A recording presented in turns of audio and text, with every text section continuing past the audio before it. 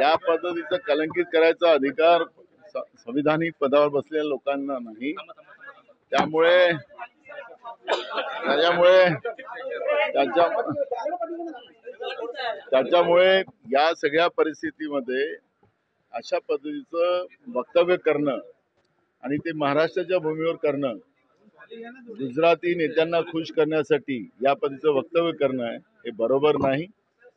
खऱ्या अर्थानं washing machine जे गुजरातमधून हे स्वच्छ झालेले आहेत त्याचा असर अजूनही संपलेला नाही आणि त्याच्यामुळे त्यांना ते म्हणावं लागतं आहे. पण या पद्धतीचं राज्याच्या उपमुख्यमंत्र्यांनी दबावात राहून महाराष्ट्राचा अपमान करणं हे बरोबर नाही, त्याचा आम्ही निषेध करतो. अरे तुम्हाला मग एकीकडे मराठी भाषा सांगायचं, एकीकडे गुजरात्यांना खुश करायचं, उद्या म्हणतील की उद्या पाकिस्तानला खुश करायचं तर जय पाकिस्तानही म्हणतील काय. हे असं होऊ शकत नाही.